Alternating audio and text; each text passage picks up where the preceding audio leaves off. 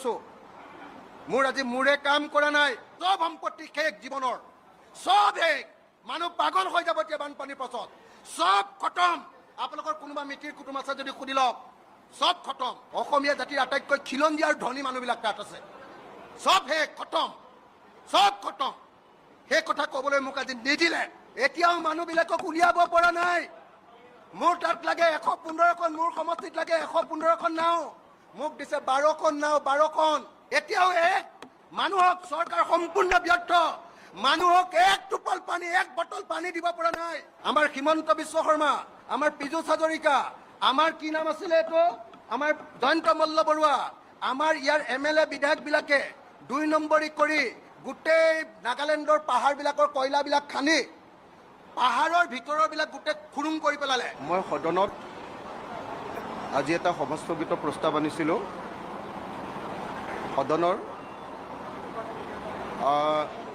সদনৰ সকলো কাম কাজ বন্ধ কৰি উজনি অসমৰ 3খন জিলা চৰাইদেউ, শিৱসাগৰ আৰু যোৰহাটৰ যি মহাপ্ৰলয়, যি মহাপ্ৰলয়ত আজি নাজিৰা সমষ্টিত আজি অলপ আগতে 10টা ডেড বডি ওলাইছে।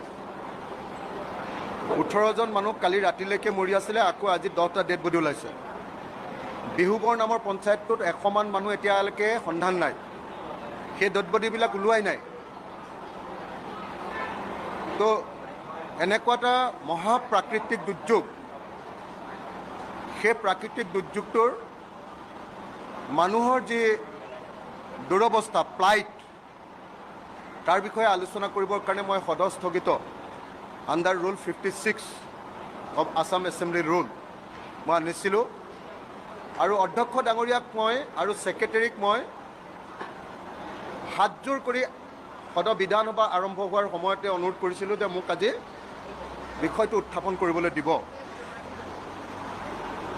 মই যেতিয়া কথাখিনি আৰম্ভ কৰিছিলোঁ, লগে লগে সংসদীয় পৰিক্ৰমা মন্ত্ৰী পীযুষ হাজৰিকাই অধ্যক্ষক বন্ধ কৰিবলৈ দিলে। মোৰ 1.5 মিনিট 2 মিনিটমান হৈছিলে, মই দেখি আছোঁ পীযুষ হাজৰিকাই বন্ধ কৰিবলৈ দি আছে অধ্যক্ষক, লগে লগে অধ্যক্ষই বন্ধ কৰি দিলে। মই এই কথা ক'বলৈ আহিছিলোঁ বিধানসভালৈ, সকলো সময়তে সমষ্টিত থাকি, সকলো সময়তে সমষ্টিৰ মানুহৰ দুদৰ্শাৰ লগত একেলগতে উঠি বহি শুই পানীৰ মাজত থাকি ৰাতি আহিছিলোঁ যে বিধানসভাত যদি কথাটো ভালকৈ উত্থাপন নকৰোঁ তেতিয়াহ'লে প্ৰকৃত অৰ্থত এই সমস্যাটোৰ কেতিয়াও সমাধান নহ'ব।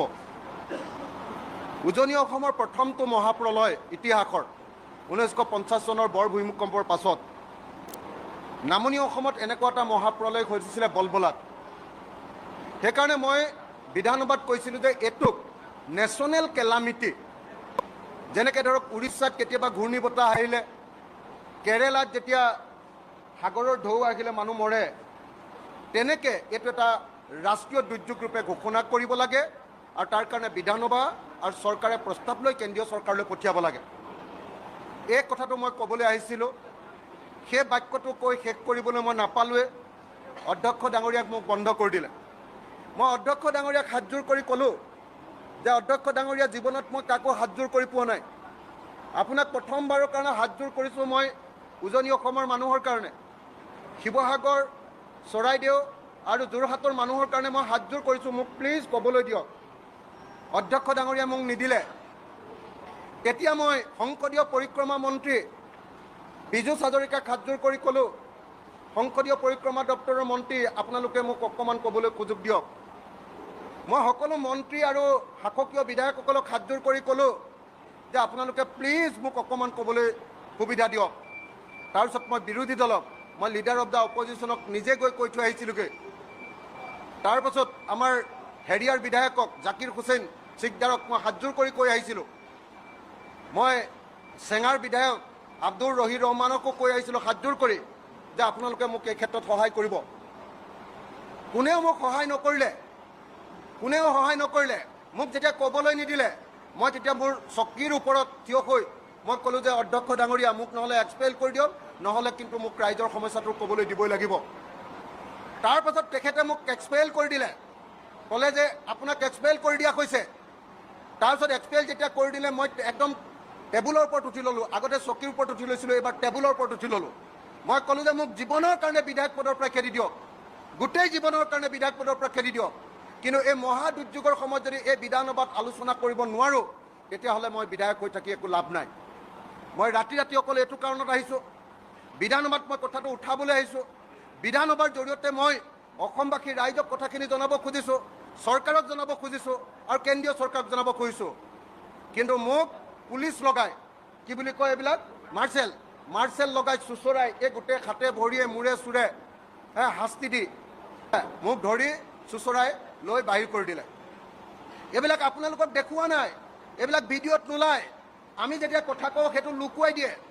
এতিয়া মোৰ যিটো ক'বলগীয়া কথা আছে এইটো হ'ল যে অসমৰ ইতিহাসত 1950 চনৰ পাছত আটাইতকৈ ডাঙৰ দুৰ্যোগটো ঘটিছে।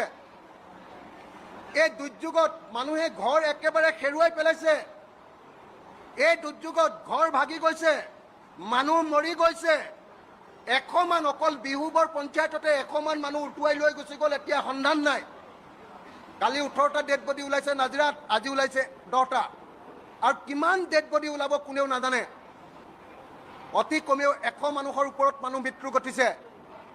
কিন্তু এতিয়ালৈকে যি ধৰণে সংবাদ মাধ্যমত প্ৰকাশ পাব লাগে, যি ধৰণে চৰকাৰৰ গাত লাগিব লাগে, যি ধৰণে বিধানসভাত এই বিষয়টোক লৈ চৰ্চা হ'ব লাগে, আৰু গোটেই বিধানসভাখন দুদিন বন্ধ কৰি যি ধৰণে এই প্ৰলয়লৈ যাব লাগে, একো ঘটনা ঘটা নাই।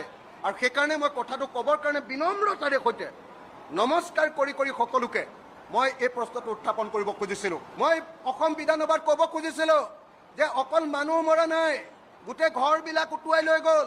যাৰ ঘৰ উটুৱাই নিয়া নাই সেই ঘৰবিলাকৰ ভিতৰত পূৰা ইমানলৈকে পানী হৈ গ'ল, একদম ঘৰৰ মুধচলৈকে পানী হৈ ঘৰৰ ভিতৰত যিমান বস্তু আছিলে চব শেষ হৈ গ'ল। অৰ্থাৎ আমাৰ দুখীয়া, মধ্যবিত্ত আৰু সকলো শ্ৰেণীৰ মানুহৰ যিমান ইনকাম আছিলে, গাড়ীখন ধ্বংস হৈ গ'ল, মটৰচাইকেলখন ধ্বংস হৈ গ'ল, ট্ৰেক্টৰখন ধ্বংস হৈ গ'ল, পাৱাৰ টিলাৰখন শেষ হৈ গ'ল, তাৰপাছত আপোনাৰ ফ্ৰিজটো শেষ হৈ গ'ল, টিভিটো শেষ হৈ গ'ল, বিচনাখন শেষ হৈ গ'ল, তুলিখন শেষ হৈ গ'ল, মেট্ৰেছটো শেষ হৈ গ'ল, সোফা ছেটটো শেষ হৈ গ'ল, ডাইনিং ছেটটো শেষ হৈ গ'ল, চব বস্তু ভিতৰত থকা কিতাপ পত্ৰ যিমান আছিলে চব শেষ হৈ গ'ল। খেতি বাতিটোৰ কথা মই নকওঁৱে, ভঁৰালবিলাক চব ধান পূৰা পানী ডুবি গ'ল, সেই কথা মই ক'বলৈ নাপালোৱে। আমাৰ শিৱসাগৰ নগৰত ইমান পানী, মই নিজে গৈ আহিছোঁ টাউনত, ষ্টেচন চাৰিআলি, এটি ৰোড, বিজি ৰোডত ইমান পানী, নাজিৰাটো ইমান পানী, নাজিৰা টাউনত, শিমলুগুৰি টাউনটোৰ বৰবাদে এই কথাটো মোক ক'বলৈ নিদিয়ে। তেতিয়াহ'লে মই বিধায়ক হৈ থকাৰ অৰ্থ কি? অধ্যক্ষ ডাঙৰীয়া, আপুনি মোক যি ধৰণে আজি অপমান কৰিলে, আপুনি এই অপমান অকল মোক কৰা নাই অধ্যক্ষ ডাঙৰীয়া, এই অপমান আপুনি শিৱসাগৰ, চৰাইদেউ আৰু যোৰহাট জিলাৰ মানুহক কৰিছে, উজনি অসমৰ মানুহক কৰিছে, আৰু মানৱতাৰ বিৰুদ্ধে আপুনি আজি অপৰাধ কৰিছে অধ্যক্ষ ডাঙৰীয়া। আজি চৰকাৰী পক্ষই মানৱতাৰ বিৰুদ্ধে অপৰাধ কৰিছে, আজি কংগ্ৰেছৰ বিধায়কবিলাকে মানৱতাৰ বিৰুদ্ধে অপৰাধ কৰিছে অধ্যক্ষ ডাঙৰীয়া। মই আজি পাগল হৈ গৈছোঁ, মোৰ আজি মূৰে কাম কৰা নাই যি পৰিমাণে অধ্যক্ষ ডাঙৰীয়া। মই আজি ক'বলৈ আহিছোঁ, চবে কৈ আছে যে ক্লাউড ব্ৰাষ্ট হৈছে, মই আজি ডকুমেণ্ট লৈ আহিছিলোঁ যে নাগালেণ্ডত দিখৌ নদীৰ ওপৰত দিখৌ হাইড্ৰ পাৱাৰ প্ৰজেক্ট নামৰ 287 মেগাৱাটৰ এটা ডেম বনাই আছে 2024 পৰা। সেই ডেমৰ 3rd ফেজটো শেষ হৈছে, আৰু তাত অহা পানীটো, সেই পানীটো ডেমত ৰখাই থোৱা পানীটো একেলগতে এৰি দিয়াৰ কাৰণে আজি আমাৰ উজনি অসমখন ধ্বংস হৈ গ'ল। মই যেতিয়া ডেমৰ কথা কৈছিলোঁ বোলে ক'ত ডেম আছে, অকল বোলে দৈয়াং ডেম। মই এতিয়া আপোনালোকৰ গভৰ্ণমেণ্টৰ এনভাইৰনমেণ্ট এণ্ড ফৰেষ্ট ডিপাৰ্টমেণ্টৰ ক্লিয়াৰেঞ্চ দেখুৱাই দিম যে 2024 চনত আধাৰশিলা স্থাপন কৰি দিখৌ নদীৰ ওপৰত এটা ডাঙৰ ডেম বনাই আছে। উচ্চতাটো বোধহয় মানে পানী ৰাখিব পৰা ঠাইটো হ'ল কিমান স্কোৱাৰ কিলোমিটাৰ, কেটছমেণ্ট এৰিয়াটো পানী য'ত ৰাখিব, তাতে ৰাখি থোৱা পানী অকস্মাতে নামি অহাৰ কাৰণে হৈছে। 2 নম্বৰ, গোটেই অসমৰ পৰা গৈ গোটেই আমাৰ হিমন্ত বিশ্ব শৰ্মা, আমাৰ পীযুষ হাজৰিকা, আমাৰ কি নাম আছিলে এইটো, আমাৰ জয়ন্ত মল্ল বৰুৱা, আমাৰ ইয়াৰ MLA বিধায়কবিলাকে 2 নম্বৰী কৰি গোটেই নাগালেণ্ডৰ পাহাৰবিলাকৰ কয়লাবিলাক খান্দি পাহাৰৰ ভিতৰৰবিলাক গোটেই খুৰুং কৰি পেলালে। ডাঙৰ ডাঙৰ এটা এটা পাহাৰৰ তলত হ্ৰদ হৈ আছে, পানী জমা হৈ আছে। এই বিহুবৰ য'ত আটাইতকৈ বেছি মানুহ মৰিছে তাতে আনি গোটেই কয়লাটো জমা কৰে। প্ৰথমতে নাগালেণ্ডৰ পৰা সি তাতে নামেহি। য'ত আজি 100জন মানুহ হয়তো মৰিছে তাত বিহুবোৰত। কয়লা শিল আপোনালোকে নিজে খবৰ লওক যে গোটেই নাগালেণ্ডৰ পাহাৰবিলাক কয়লা খানি খানি তাৰ তলটো একেবাৰে তলটো সম্পূৰ্ণৰূপে হ্ৰদ কৰি ৰাখিছে নাই, ওপৰত এনেই মাটিখিনিহে আছে আৰু তলটো পুখুৰী হ্ৰদ লেক, সেই পানীখিনি একেলগতে ওলাই আহিছে। নদী বান্ধৰ পানীখিনি একেলগতে ওলাই আহিছে। গোটেই নদীবিলাকৰ আগফালৰ গোটেই শিলবিলাক উঠাই আনিলে আৰু গোটেই মন জিলা আৰু এই অঞ্চলবিলাকৰ পৰা কি কৰিছে, গোটেই আমাৰ 37 নং ৰাষ্ট্ৰীয় ঘাইপথটোৰ কাৰণে গোটেই মাটি কাটি লৈ আহিলে। মই এইবিলাক কওঁ বুলি ভাবি পীযুষ হাজৰিকাই মোক ক'বলৈ দিয়া নাই, এইবিলাক কওঁ বুলি ভাবি মোক হিমন্ত বিশ্বই ক'বলৈ দিয়া নাই। আজি আচল কথাটো এইটো, ডেম যে কালি মই হিমন্ত বিশ্ব শৰ্মাৰ লগত যেতিয়া কথা পাতিছোঁ, হিমন্ত বিশ্ব শৰ্মাই নিজে কৈছে যে হয় এইটো অকল ক্লাউড ব্ৰাষ্টৰ ঘটনা নহয়, তাতকৈ ডাঙৰ কিবা আছে। আনকি তাৰপিছত মোৰ লগত কথা পতাৰ পাছত বাইটো দিছে, মই কৈছোঁ যে দাদা তাত ডেম বনাই আছে। কালি ৰাতি মই আহোঁতে এনভাইৰনমেণ্ট এণ্ড ক্লিয়েৰেন্সৰ MOEFৰ আমাৰ মিনিষ্ট্ৰী অফ এনভাইৰনমেণ্ট এণ্ড হেৰিয়াৰ ফৰেষ্টৰ মই ডকুমেণ্ট চালোঁ, তেতিয়া দেখিলোঁ দিখৌ নৈৰ ওপৰতে এটা ডেম বনাই আছে, দিখৌ কি কয় hydro' power project DHP hydro' electric project DEP hydro' electric project এটা প্ৰজেক্ট বনাই আছে।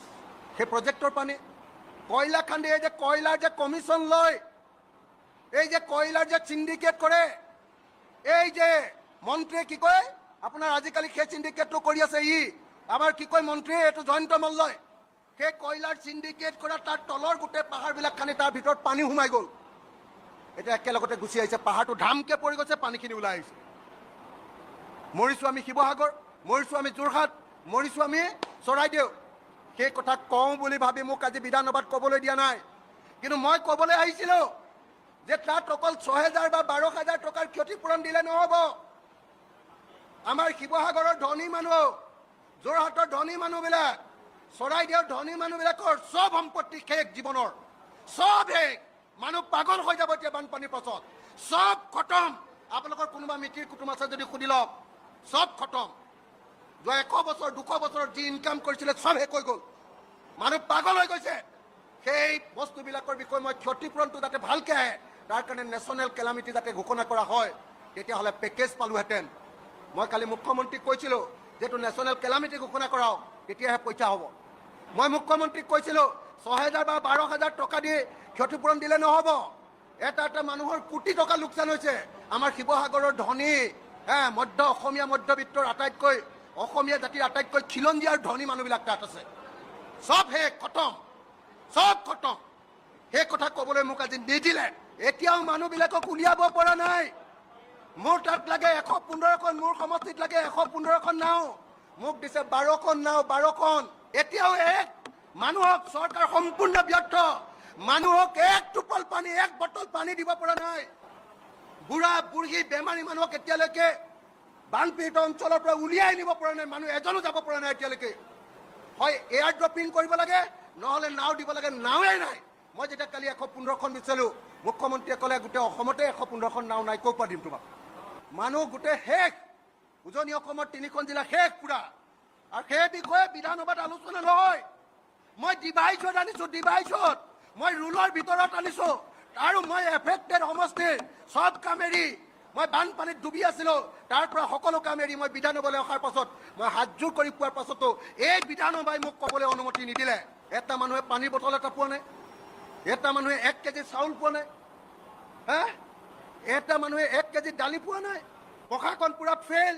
মই মুখ্যমন্ত্ৰীক বাৰম্বাৰ কৈ আছোঁ যে গুৱাহাটীৰ পৰা টিম পঠিয়াওক, নপঠিয়াই, কাৰণ তেতিয়া দুৰ্যোগটো ডাঙৰ বুলি হুলস্থুল হৈ যাব। এইটো লুকুৱাব লাগে, যিমান পাৰি লুকুৱাব লাগে। এই দুৰ্যোগটো সৰু সৰু বুলি লুকুৱাব লাগে, সেইকাৰণে ইয়াত আলোচনা কৰিবলৈ নিদিয়ে। সেইকাৰণে ৰাজ্য চৰকাৰৰ পৰা টিম গৈ তাত বহি নলয়, সেইকাৰণে তাৰ DC কেইটাৰ ওপৰতে দি দিছে। DC কেইটাই একোৱে নাজানে, একোৱে কৰিব পৰা নাই, তীৰ্থৰ হৈ বহি আছে। এইফালে ভাগিছে, এইফালে উঠিছে, এইফালে মৰিছে, একো নাই। না নাও আছে, না পানী আছে, না খাদ্য আছে, না অন্য কোনো ব্যৱস্থা কৰিছে, একো নাই। এই কথা ক'বলৈ যেতিয়া বিধানসভালৈ আহিছিলোঁ, বিধানসভাৰ পৰা মোক এক্সপেল কৰিছে। মই চিৰজীৱনৰ কাৰণে বিধায়ক পদটোৰ পৰা এক্সপেল কৰিবলৈ অনুৰোধ কৰিছিলোঁ অধ্যক্ষ ডাঙৰীয়া। সেইটো সাহস নাই, সেইটো সাহস নাই, সেইটো সাহস নাই।